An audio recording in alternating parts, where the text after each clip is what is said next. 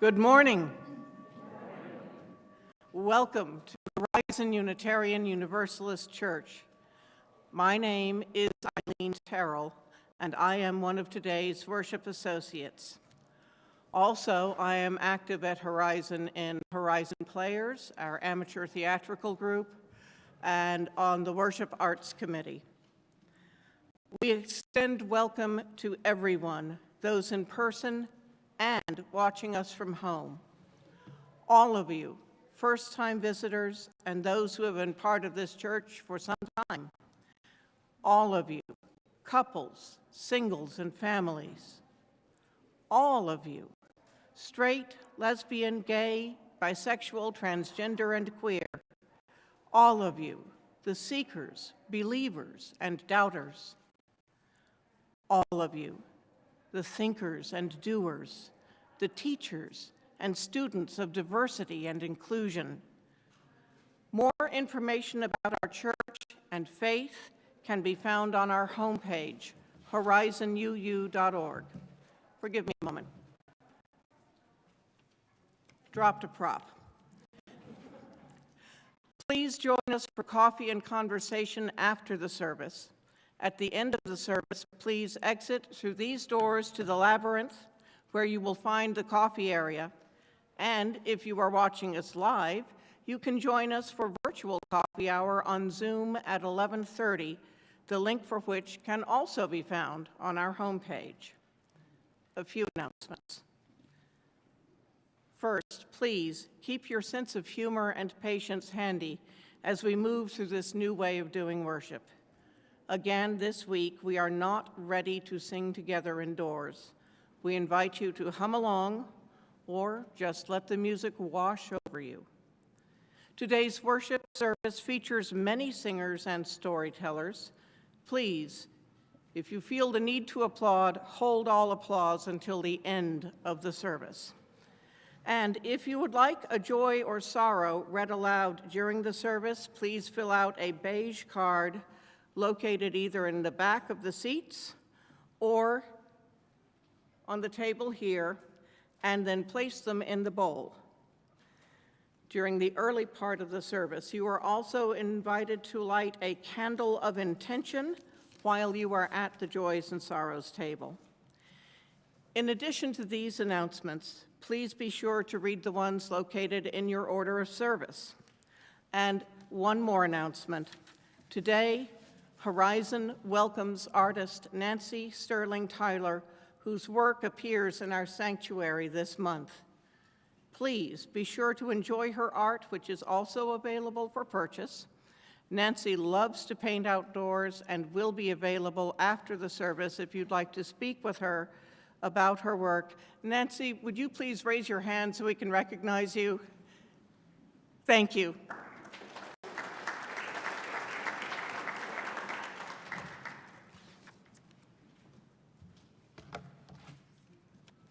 Good morning.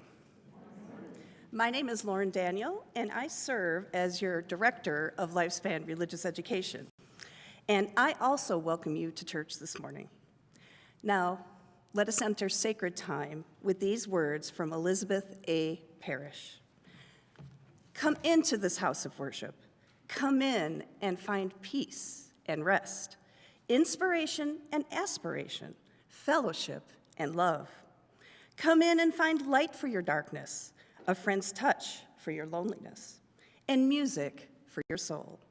Come in and let your heart sing with gratitude for all the blessings we give and share with one another. I'd like to invite Eileen to light our chalice. And these words are by Katie Gefland. We light our chalice as a symbol of our gratitude, as we celebrate the abundance of our lives together. In this sanctuary, we harvest bushels of strength for one another and offer our crop with the hands of compassion and generosity. In the authentic and gentle manner of our connections, we cultivate a simple sweetness to brighten our spirits. May we be grateful for the ways we nourish and uplift each other, for it is the sharing of this hallowed time together that sustains us. Please rise as you are able in body or spirit and join me in saying the words of our affirmation. The words appear in your order of service, and they are displayed behind me on the screen. Love is the doctrine of our church. The quest for truth, its sacrament, and service is its prayer. To dwell together in peace, to seek knowledge in freedom, to serve humanity in harmony with the earth. Thus do we covenant together. Please remain standing for our opening hymn, number 69 in the gray hymnal, Give Thanks.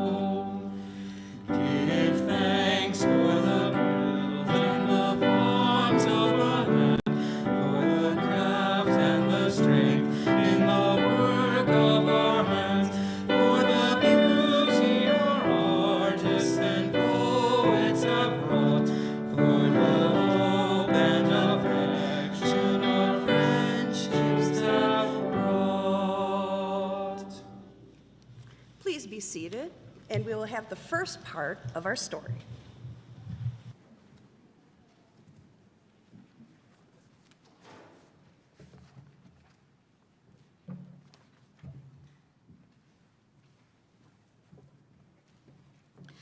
Today's tale is an old story of kindness and thanksgiving that has been told and retold in countless ways over the years.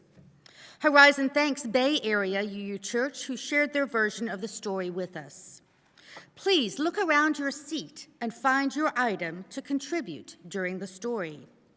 When your item is named by our worship associates during the story, please bring it to the front of the sanctuary.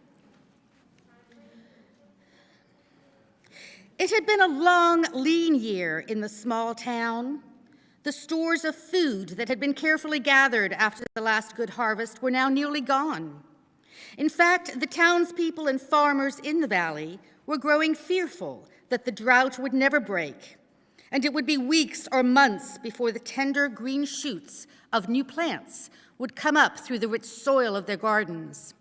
Suddenly, through the afternoon haze, the villagers noticed two figures in the distance. Two people were walking on the road straight towards their town. Who could they be? Who visits such a small town? And what do they want? Two people trudged down the road. They had been downsized from their jobs and lost their homes. They were walking to the city, hoping to find new jobs and new homes for their families. Besides being tired, they were hungry. In fact, they had eaten nothing for 2 days. The first traveler said, "How I would love a good dinner tonight and a bed to sleep in. Maybe this town will find a bite to eat and a comfy place to lay our heads." Now the people of the town feared travelers. There had been years of drought and store closings, and times were hard.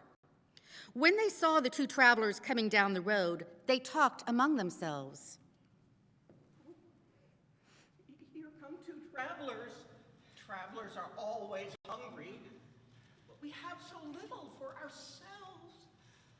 The people of the village hurried to hide their food. They hid the barley in attics, carrots under blankets, and potatoes in the basements. They hid all they had to eat, and then they waited.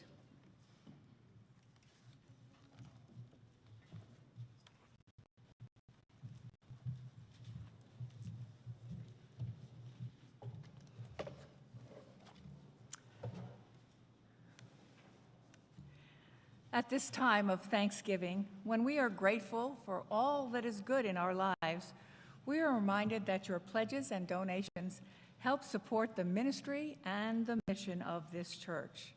There are 3 ways to give.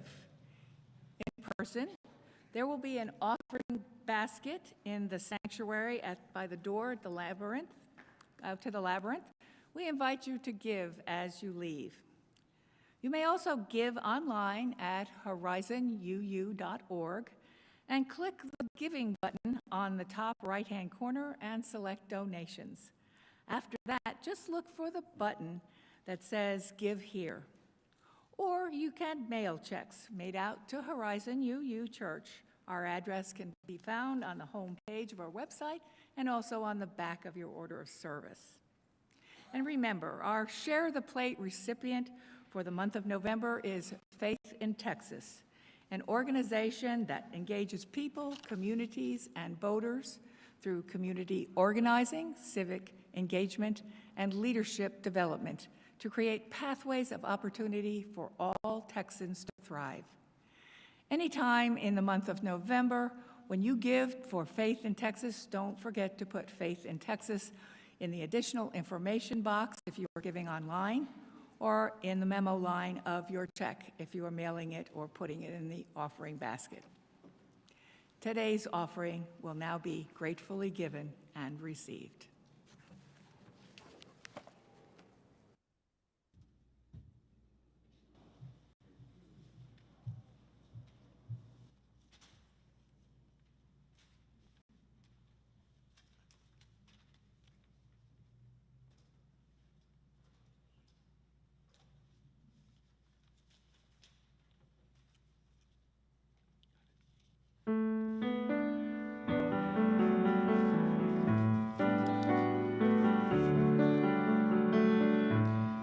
We give thanks for this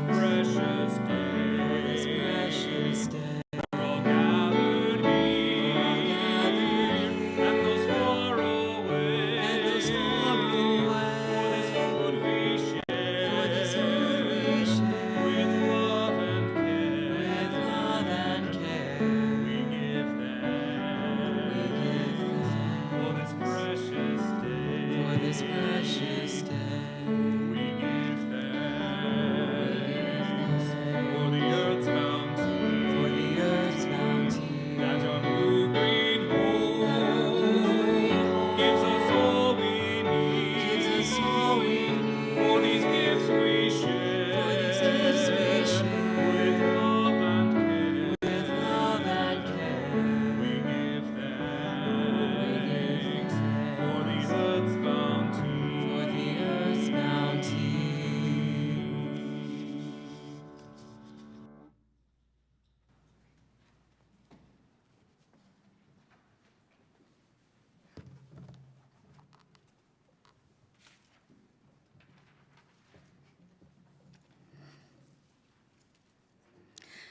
The travelers stopped at the first house.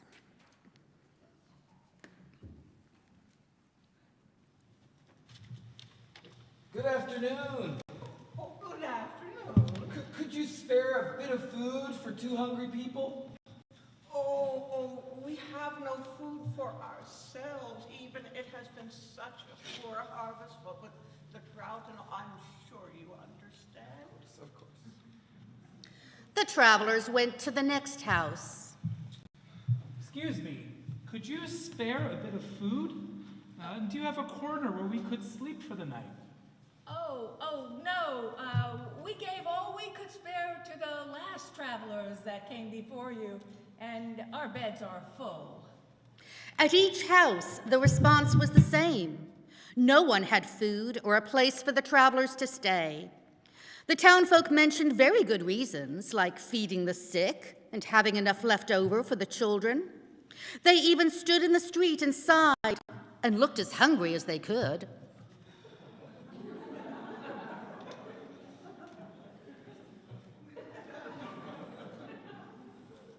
There is no food or beds for you in this village, but we are not unkind people. You are most welcome to spend the rest of your time in the town square. The 2 travelers found the town square, beautiful with trees and benches where they could be comfortable.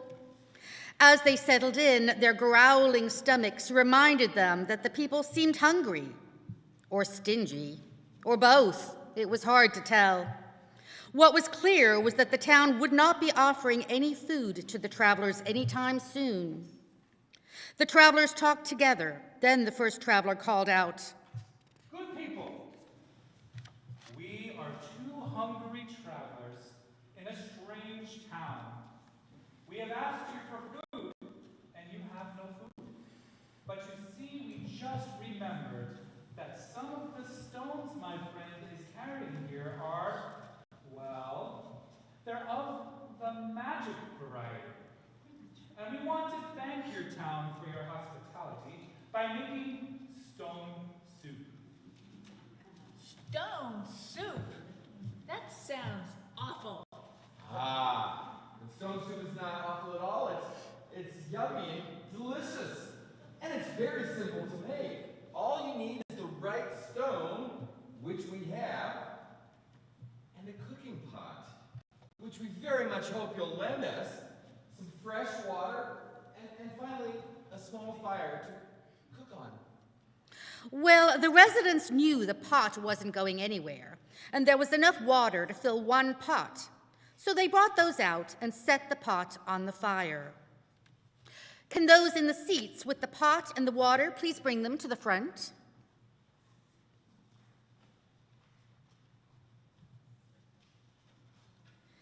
Besides, now the villagers were curious. What could these travelers be up to? When the water started to boil, one of the travelers reached into their pack, drew out a smooth, round stone, ceremoniously dropped it in the water, and began to stir.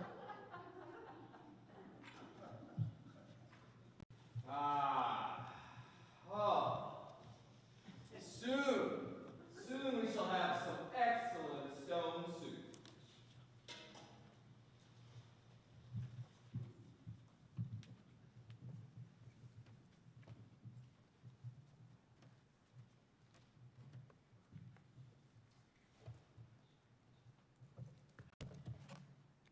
There are times when life seems to set before us an endless, overwhelming feast. Our cup runneth over, and our souls feel nourished, and our appetites well satisfied. But there are also times when our spirits are starved with fear, pain, and loneliness, and they make us feel hungry in a way that is hard to fill. We now take time to honor the sorrows and the joys of this community.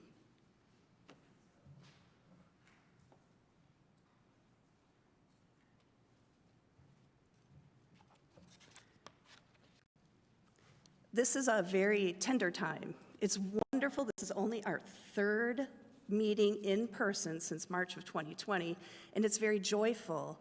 And yet, there's a lot going on in the world that maybe causes us some sorrow. Yesterday, November 20th, was the Transgender Day of Remembrance, when our hearts grieved, and we drew our trans non-binary friends close to us in love and care. And we promise to promote a culture that will nurture the day when every trans and non-binary person is respected, welcomed, safe, and affirmed in every space, beginning with our own homes and communities. And of course, on Friday in Kenosha, Wisconsin, a jury acquitted a young white man of the murders of two pro-Black Lives Matter protesters participating in the uprisings, which occurred after the police shooting of Jacob Blake. Our faith unequivocally joins with those who declare that Black Lives Matter and who recommit our hearts and hands to building a world which is true. Joys and sorrows from the congregation. Tina Strobel has a message from Lucy Lockwood. As of 8 a.m. today, Lucy reports that she is recovering and doing well from her mini stroke. She is being released from rehab on Thanksgiving morning. Thank you to all at Horizon for the care and concern you have offered her. I have another joy from Kat Saba. It's about Taya Morton.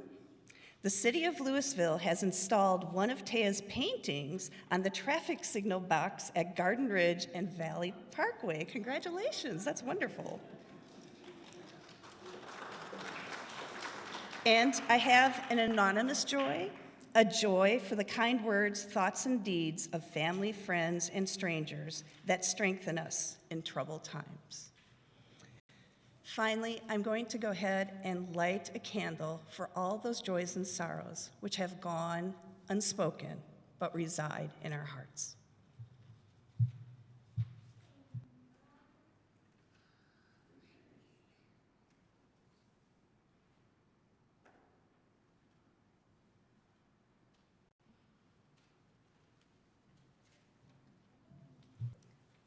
Please remain seated, but feel free to hum or to let the hymn, number 123 in the gray hymnal, Spirit of Life, wash over you. It is our musical reflection.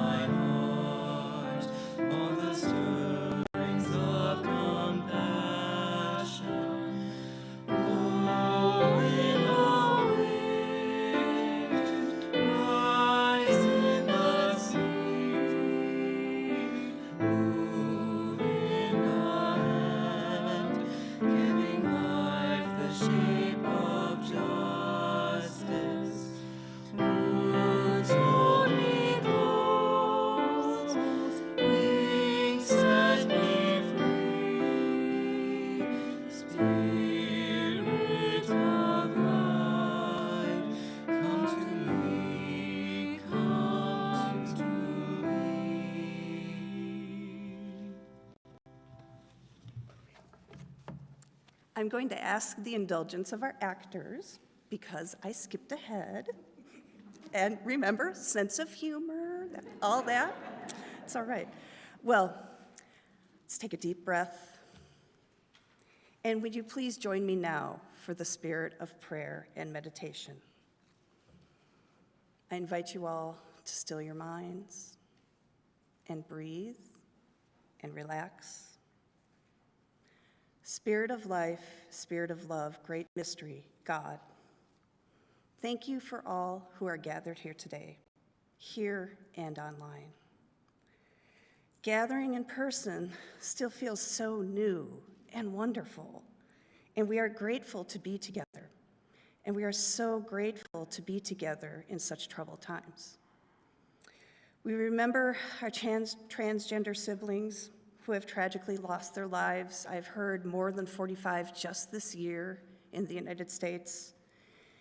And we are holding everyone in our hearts who are suffering after the jury verdict in Wisconsin. We celebrate with Taya and with Lucy and everyone who has a joy. And may everyone feel the love and support as they are held in the spirit of love in this community. Please join me for a moment of silence.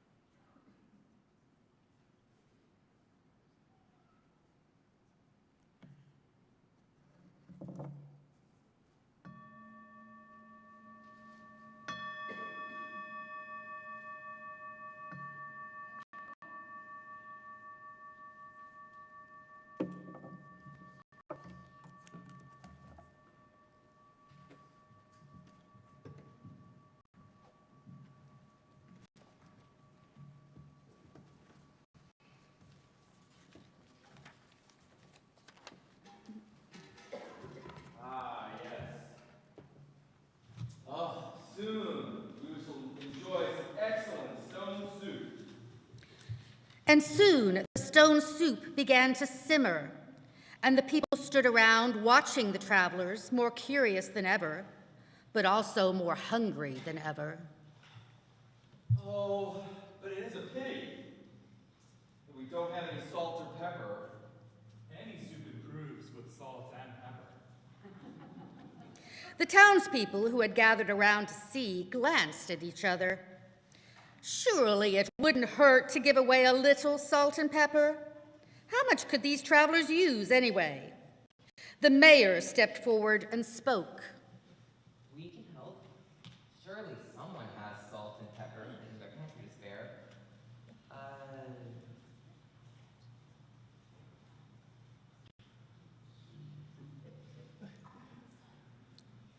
People would look under their chairs.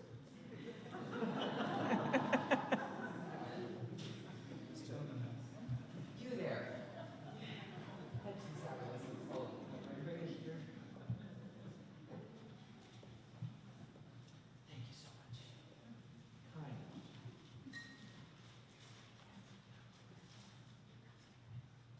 Oh, thank you. We are so blessed. You know, stones make good soup. Ah, yes. But carrots make it so Oh, much better. Oh, what? I can help. I know I left some carrots I just harvested in the field. Oh, there they are. Thank you, honey.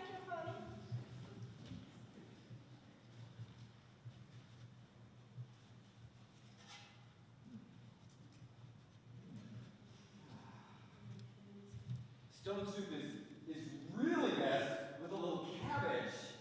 But alas, there's no point in asking for what we have. I can help. I just saw my friend. She purchased a cabbage, a beautiful head of cabbage on the market.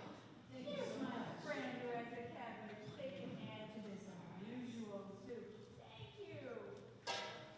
If only we had some potatoes. Oh, potatoes. This soup would be fit for a rich man's table. Oh! Okay, thank you. Oh, yes. The townfolk thought it over, then ran to fetch what they had hidden in their basements.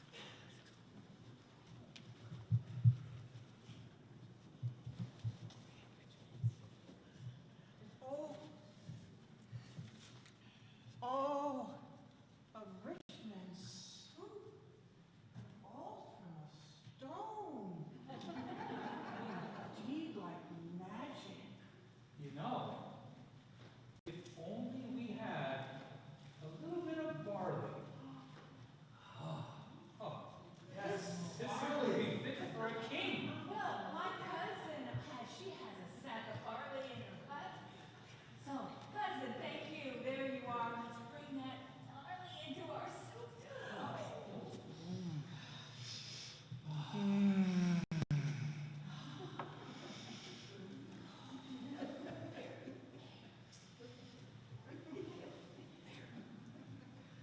We can all help.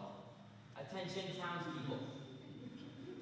I hereby decree that all who are willing to contribute to this delicious soup will bring any ingredients they have forthwith.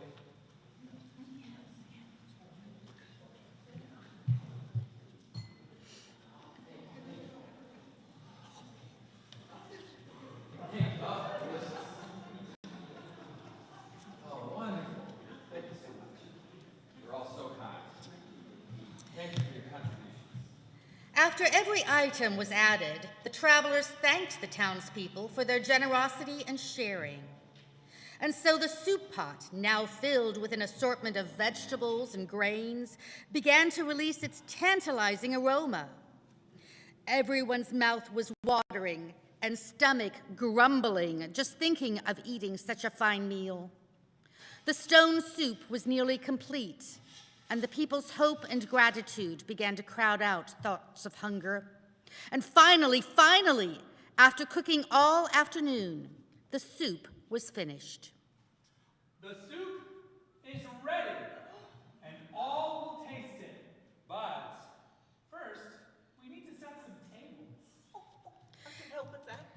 Tables and torches were set up in the square, and all sat down to eat. And we can help make this great soup even better with some bread and some cider. So they brought the last two items, and the banquet was enjoyed by all. Never had there been such a feast. Never had the people tasted such delicious soup. And all made from a single stone. They ate and drank and danced till late in the evening. As the festivities drew to a close, the travelers asked again if there was a corner of a stable that they might sleep for the night. Oh no, we can do much better than that. You wise travelers must have the best beds in our town. So one traveler spent the night in the school principal's house, and the other in the mayor's house. That night, everyone slept soundly, with full bellies and grateful hearts. It was a little easier to believe that better times were just around the corner. And it was satisfying for the townspeople to reflect that, upon welcoming travelers among them, they had received a gift that they'd never expected.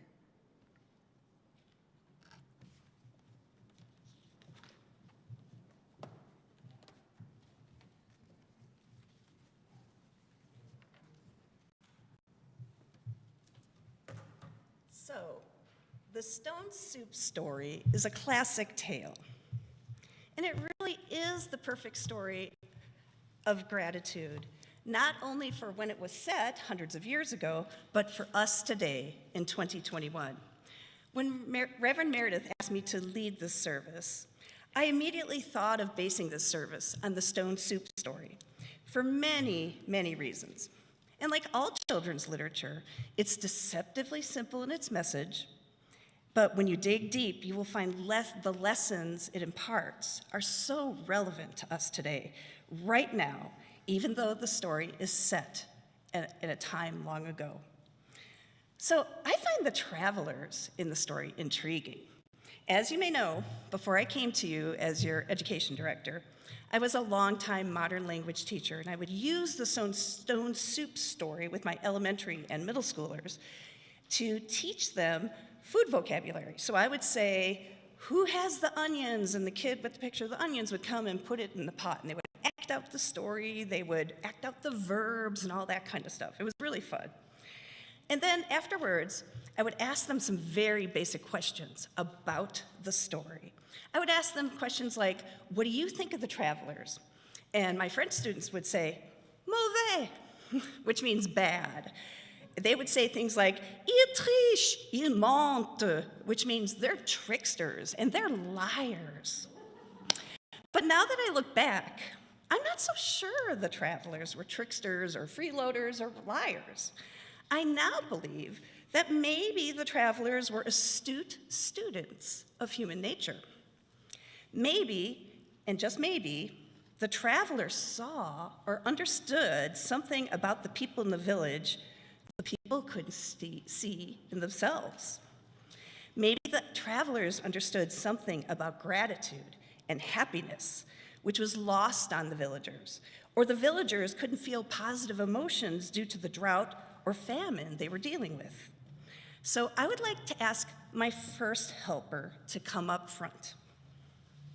He's going to help me with one point of my sermon.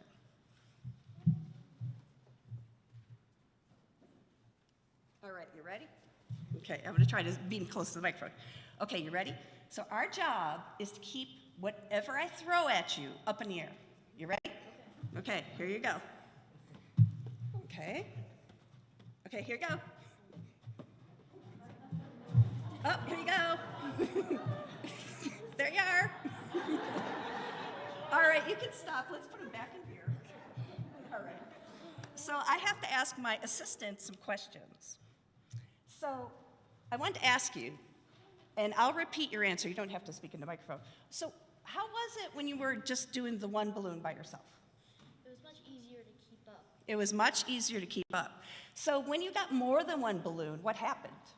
Well, then you'd have to keep track of more balloons, and it would be harder to keep both of them up. Yeah, so you had to keep track of more balloons, and they were harder to keep up. So what would help you keep all the balloons in the air? Maybe more people. Maybe more people? It's almost like we practice this. I have some volunteers that are going to come up and help us, right? Okay, so all right, so we're going to test out this theory that more people make things easier. Okay, you ready? Okay, I'm just going to do it real fast.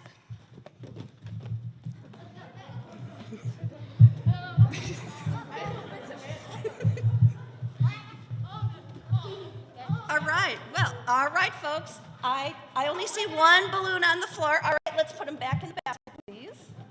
We can play with them after the service, okay? How about a coffee hour? Thank you all, and you all can take your seats. Well, actually, time out. I want to ask you all some questions. Just stay right where you are. Let me just put these down. So I don't know, was this person right in the blue? Did more people make it easier? Yeah, it did. And besides being easier, did you feel any feelings? No, except tries to go get the balloon and keep it up in the air. Okay, so this person said no, just keeping the balloons up in the air. Well, thank you. I'm going to ask, did you have what's? I would say it was more about teamwork. So yeah. More about teamwork. Yeah, so more about teamwork. All right, you all take your seats, but I want to ask people in the audience if they had any reactions. Did you feel anything when you saw all the balloons being kept up in the air? Yeah, definitely. It was a lot more fun. And I'm hoping that maybe our participants felt a little joy in it too. Because it's easier most of the time when you have many people working towards the same goal. And so I think we know that pulling together to do a task, as a group, we can do more than any one individual can. And that is the obvious message of this story. But what gets lost sometimes in the retelling of this story is the emotions, the joy. Remember the joy the villagers felt at coming together. At the end of the story, the villagers feasted, they played music, they danced until long into the night. And why is that? It's because deep down, we human beings want to be included, and we want to be inspired and part of something bigger than ourselves. Our enthusiasm for what we have to offer and being part of the larger whole leads to a richer and more satisfying experience. So the two travelers did not have a special soup recipe beyond a stone, some seasonings, a few vegetables and grains. Their recipe was actually to create a situation that inspired the villagers to contribute whatever they had for the soup and for the community. The villagers' enthusiasm grew as the story went on. The stone soup's tale shows us that sharing, cooperation, and working towards a common goal brings about positive feelings like happiness and gratitude, and make reaching a goal so much more likely than if one person worked alone. And now, I need my second volunteer to come on up.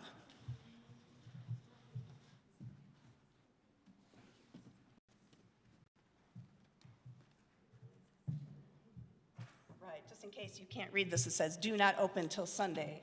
Do not open till Sunday. All right, so hello, volunteer number 2. Hi. Do you wonder what's in this box? I guess. She guessed. I should not ask a middle schooler to do this. Oh, well, anyway. Okay, well, let's see. It's pretty light. And listen. So I don't know. Do you want to see what's inside? I think it's a balloon. She thinks it's a balloon. Do you want to see what's inside? Yeah, okay, good. Okay, here, go ahead and open it. Ta-da! It's a ball. It's a ball. Okay. Now, hang on a second. Let me just take this back. And now I want you to compare that experience to this experience. Hey, here's a ball. That's it. Okay, so which experience do you think was more enjoyable? The box. The box, yeah, definitely the box. Thank you. Yes, the box was a much more enjoyable experience. And why is that? Because you're like wondering Yeah, she said, you're wondering what's going on instead of just getting the answer. Exactly, exactly. Oh, yes, we're out keeping our balls. It's hard to keep all our balls in the air. And thank you, volunteer number 2. You may go have a seat at your place. Oh, thank you, I get balls back. Excellent, okay, super. All right. So, in the story, the travelers piqued the villagers' curiosity by claiming they could make soup from a stone. And the villagers' curiosity led them to create the soup and the festive events after the meal. Curiosity definitely makes life more enjoyable. In fact, staying curious and open helps us connect with other people and to new experiences, which can make us happier and feel gratitude more deeply. When we're curious, we put aside our assumptions and catch ourselves before we jump to conclusions or make snap judgments. Being curious means we ask ourselves, why do I think this? Or, is this really true? One of my favorite quotes, so that I remember to stay open and curious and not fall into despair, is from Margaret Wheatley. Don't ask what's wrong, ask what's possible. And yet, saying all this, I have to admit, I can't help but identify with the villagers. And maybe you can too. Unfair court rulings, our worries about COVID, divisive politics in Washington, D.C., and so forth are making some of us feel a little down and maybe even casting a shadow over the holidays. I think I might even turn away a stranger at the door at this moment in time. It's hard to feel very festive when our country is in the state it is right now. And yet, it's worthwhile to remind ourselves that we can become and stay open, and we can choose how much connection we have with those around us. And remember that we're always part of the interdependent web of life. The 2 travelers persevered and set about borrowing a pot and awakening the villagers' curiosity. This enabled them to connect to the people in the village, and in the end, inspired the villagers to contribute in any way they could to the magical pot of soup that all could share. The village became a stronger community by engaging in curiosity. And at this point, I'd like the ushers to start distributing an object to everyone in the room. So today's worship service is entitled, What Will You Bring to the Feast? Once again in the story, this is a simple message which has a very underlying complex meaning. Churches love to tell this story, especially during the pledge drive, because in the story, people contribute what they can. Maybe it's something simple like salt or water, which don't cost very much, but in other retellings of the story, high-priced luxury items like a slab of bacon are also offered, and you can see why it would work well for a financial campaign. But what I want you to do is think about the travelers. All they brought was a stone, and more importantly, they brought an idea to the villagers. They brought the idea of creating a communal soup and a festive evening. Neither the stone nor the idea actually added to the soup at all, because let's face it, you can't eat either of them. But the idea was perhaps the most important ingredient because it sparked the creation of the soup. Because sometimes the most important ingredients aren't the ones you can see or touch or consume. So I'd like you to think about what you bring to this church community and other communities. Often, we only think of people giving their tangible gifts to church. Tangible gifts are gifts that you see, that you can observe. Intangible are the ones that are there, but you don't know they're there. So some tangible gifts are things like being able to speak in front of an audience, leading a church, singing, acting. Those are all tangible gifts, and they're very, very important. And also, there are other tangible gifts like donating time and money. But just like the traveler's idea to make soup from a stone, we all have gifts to offer. And some of these gifts can't be quantified. That means you can't see them or touch them or feel them. You just know they're there.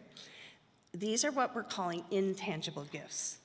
Gifts like good ideas, curiosity, sharing, enthusiasm, and other gifts like kindness, love, a listening ear, patience, joy. I could go on and on. So ushers, do we all have our stones? I'm going to wait till everyone has theirs.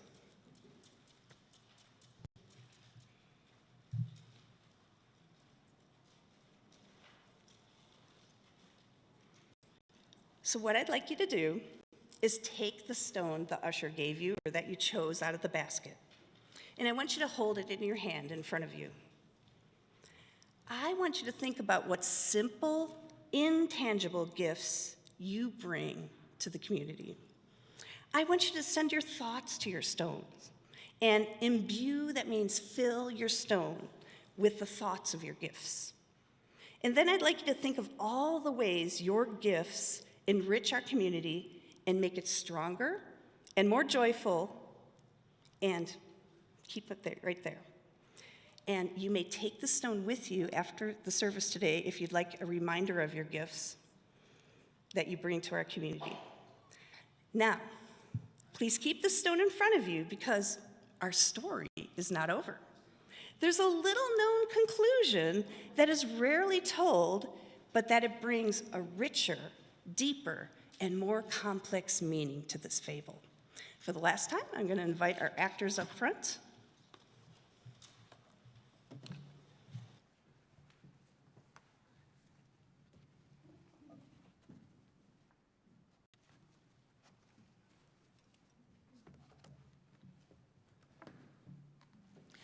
In the morning, everyone gathered to say goodbye.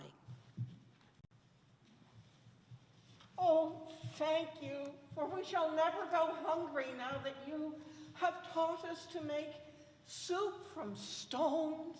And thank you for entering our village as travelers, but leaving as friends. The travelers waved to the villagers, who happily waved back. It wasn't until the travelers had reached the bend in the road that the mayor remembered a question. Oh, travelers, where did you find that magic stone in the first place? But the travelers had already rounded the bend in the road and did not respond. The people never learned exactly where the travelers had found that magic stone. But over the years, the wisest among them realized that the stones were all around them. They just had to notice.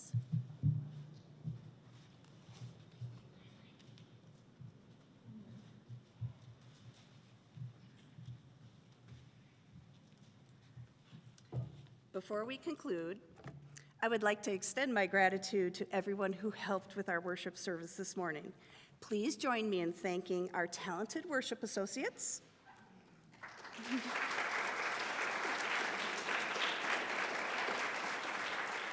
our singers and musicians, and all the volunteers, the ushers, greeters, and in the AV booth.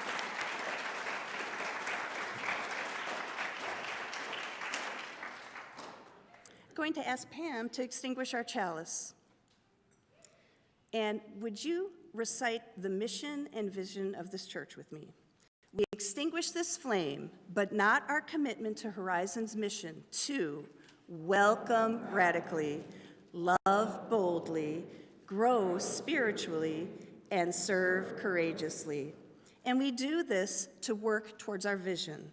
We envision a beloved community filled with compassion, helping all to thrive in a just world. Please rise in body or spirit for our closing hymn in the gray hymnal, number 128, For All That Is Our Life. And I remind you to hum along or let the music carry you away.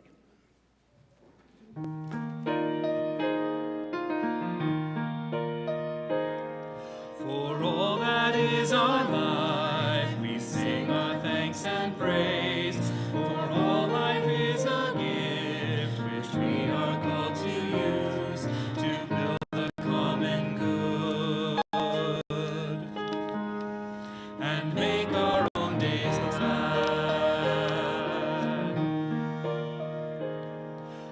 needs which others serve, for services we give, for work and its rewards, for hours of rest and love, we come for praise and thanks, for all that is our lives. For sorrow we must bear, for failures, pain, and loss, for each new thing we learn, for fearful hours that pass, we come for praise and thanks, for all that is our life. For all that is our life, we sing our thanks and praise, for all life is a gift which we are called to use to build the common good and make our own days glad.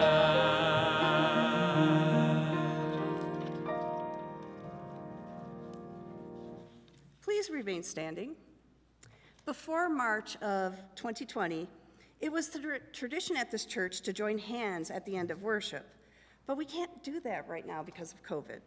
But I invite you to extend an imaginary or metaphorical hand to the people across from you, and also to our viewers on the internet. And of course, if you're seated next to someone in your own household, you may hold their hand. Any way that you reach out to someone else, I want you to feel the connection and the energy of our entire church community.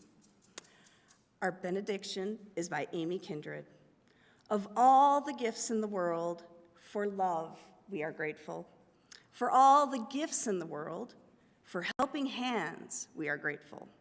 For all the gifts in all the world, for food, we are grateful. May we remember that the best gifts don't arrive wrapped in paper or bows.